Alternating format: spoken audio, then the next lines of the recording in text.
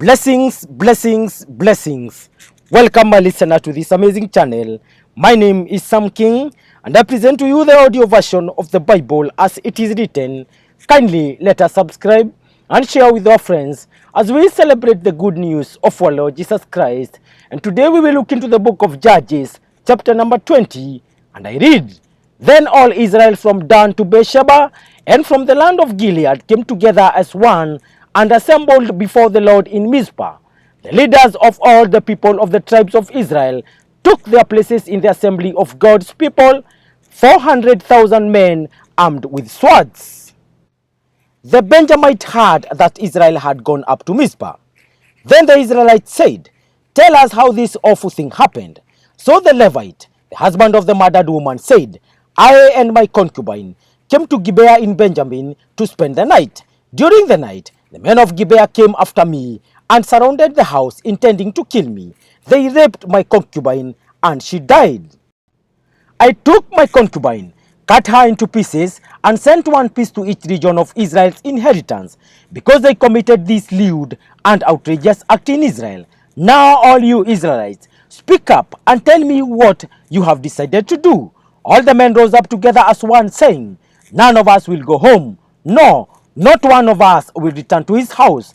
But now this is what we'll do to Gibeah. We'll go up against it in the order decided by casting lots. We'll take 10 men out of every 100 from all the tribes of Israel, and 100 from 1,000, and 1,000 from 10,000, to get provision for the army. Then, when the army arrives at Gibeah in Benjamin, it can give them what they deserve for this outrageous act done in Israel. So all the Israelites got together and united as one against the city. The tribes of Israel sent messengers throughout the tribe of Benjamin, saying, What about this awful crime that was committed among you? Now turn those wicked men of Gibeah over to us, so that we may put them to death and purge the evil from Israel. But the Benjamites would not listen to their fellow Israelites. From their towns, they came together at Gibeah to fight against the Israelites. At once, the Benjamites mobilized 26,000 swordsmen from their towns, in addition to 700 able young men from those living in Gibeah. Among all those soldiers, there were 700 select troops who were left-handed, each of whom could sling a stone at a hare and not miss.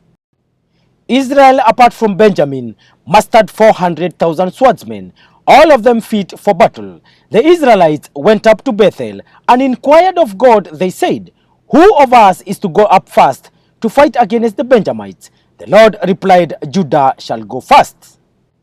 The next morning, the Israelites got up and pitched camp near Gibeah. The Israelites went out to fight the Benjamites and took up battle positions against them at Gibeah. The Benjamites came out of Gibeah and cut down 22,000 Israelites on the battlefield that day. But the Israelites encouraged one another and again took up their positions where they had stationed themselves the first day. The Israelites went up and wept before the Lord until evening, and they inquired of the Lord. They said, Shall we go up again to fight against the Benjamites, our fellow Israelites? The Lord answered, Go up against them. Then the Israelites drew near to Benjamin the second day. This time, when the Benjamites came out from Gibeah to oppose them, they cut down another 18,000 Israelites, all of them armed with swords. Then all the Israelites, the whole army, went up to Bethel, and there they sat weeping before the Lord. They fasted that day until evening and presented burnt offerings and fellowship offerings to the Lord. And the Israelites inquired of the Lord. In those days the ark of the covenant of God was there, with Phinehas son of Eleazar, the son of Aaron, ministering before it.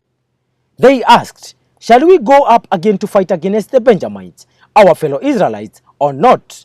The Lord responded, Go, for tomorrow I will give them into your hands. Then Israel set an ambush around Gibeah. They went up against the Benjamites on the third day and took up positions against Gibeah, as they had done before. The Benjamites came out to beat them and were drawn away from the city. They began to inflict casualties on the Israelites as before, so that about 30 men fell in the open field and on the roads, the one leading to Bethel and the one to Gibeah. While the Benjamites were saying, We are defeating them as before. The Israelites were saying, let's retreat and draw them away from the city to the roads. All the men of Israel moved from their places and took up positions at Baal Tamal, and the Israelite ambush charged out its place on the west of Gibeah. Then 10,000 of Israel able young men made a frontal attack on Gibeah. The fighting was so heavy that the Benjamites did not realize how near disaster was. The Lord defeated Benjamin before Israel, and on that day the Israelites struck down 25,100 Benjamites, all armed with swords. Then the Benjamites saw that they were beaten. Now the men of Israel had given way before Benjamin, because they relied on the ambush they had set near Gibeah. Those who had been in ambush made a sudden dash into Gibeah, spread out and put the whole city to the sword.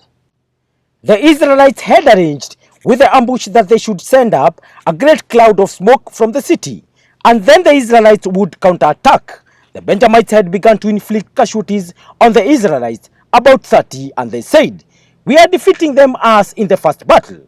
But when the column of smoke began to rise from the city, the Benjamites turned and saw the whole city going up in smoke. Then the Israelites counterattacked, and the Benjamites were terrified because they realized that disaster had come on them. 18,000 Benjamites fell, all of them valiant fighters. As they turned and fled toward the wilderness to the rock of Rimmon, the Israelites cut down 5,000 men along the roads. They kept pressing after the Benjamites as far as Gidom and struck down 2,000 more.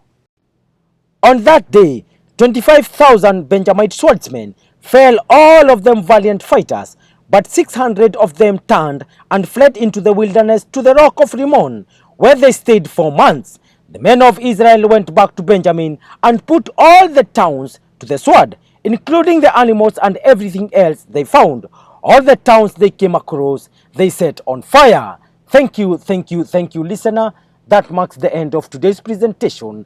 Kindly let us remember to subscribe, and as I sign out in style. Peace.